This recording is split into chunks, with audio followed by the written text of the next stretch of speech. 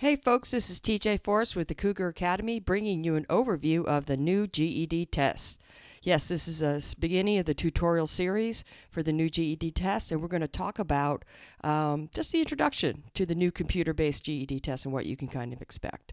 Okay, let's get started. So as you probably heard, there are big changes on the new GED test. Let's talk about those.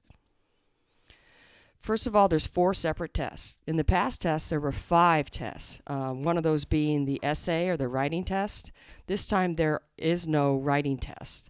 There's the RLA test, which is the reasoning through language arts. That's kind of like the reading test. Then they'll have the social studies, science, and math. No essay test. So that's the good news. You've also probably heard that it's computer-based, which means that you take it on the computer.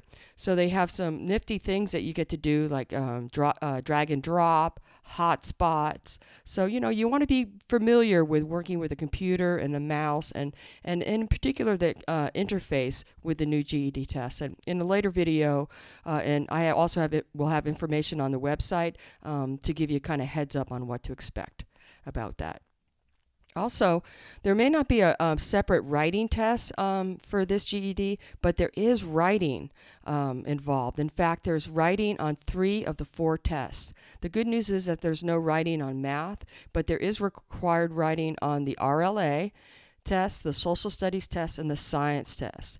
Now, I go into this more in detail, certainly on the website. There'll be courses and posts and articles and ebooks pertaining to this. But in short, on the RLA test and the social studies test, they're requiring an extended response. So you can kind of think about that as an essay. 4 or 5 paragraphs, maybe 6 paragraphs, and of course they'll give you a topic to write on.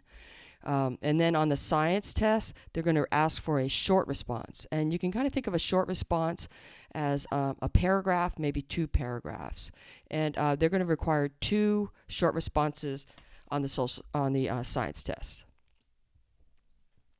Now, other big changes to consider. There's lots of graphs and charts. Now, you're going to find the graphs and charts on math, of course, but you will also certainly find them on social studies and science. And you might even find some on the RLA test too. And while you're at it, also consider maps. You're going to have to know how to read maps and understand maps. So put that into your study habits. Also, reading comprehension is very important. You might even say that the reading level is going to be a little bit higher than in the past. You're going to be really asked to pull out key ideas. So you're going to have to be sharp with that, and I would even suggest practicing that a little bit. And of course, we'll have information about that on the site as well. You can check that out. That's going to be really key, the reading, and I would recommend start practicing. So if you're not reading already, 30 minutes a day would be great. If you could do up to an hour, that'd be super. You might be interested in the cost. The cost will be about $120 for all 4 tests. Now, the cost is going to vary. It kind of depends upon the testing center, because sometimes they'll require more money because of the testing and the administration of the tests and things like that. So kind of plan ahead for that. If by chance you have to retake a test, retakes will be approximately $30. And I think you're allowed 3 retakes per subject area per calendar year. And as usual, we'll talk a little bit more about that in a future video.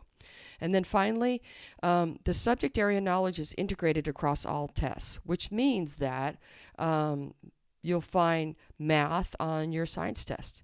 You'll find math on your social studies test. You'll find a little bit of science in your social studies tests. The RLA, of course, reading, you'll find in all the tests, even in the math with the word problems. So integrated means that the subject areas aren't like in separate tests. It's kind of merged together. And so kind of be prepared for that. Next up in the tutorial series. So the next video 2, I'm going to go into each of the 4 separate subject area tests that you'll need to pass to get your GED.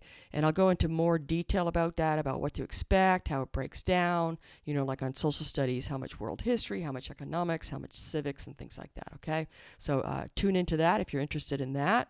And also in video 3, I'm going to go into a little bit more about what does it mean exactly with the computer GED testing? What's it mean for you? And what to expect, how to be prepared for that. And we'll even take a look at what that interface looks like so you can kind of get an idea about what to expect on the test. All right, so we're coming to the conclusion of this particular video. If you don't want to miss any future tutorial videos, be sure to subscribe to the Cougar Academy YouTube channel. And if you're interested in getting some information about the new GED tips and tricks, a weekly newsletter type deal where I just give you some heads up and some tips and tricks on how to pass and prepare for the GED test, go on over to the Cougar Academy and sign up.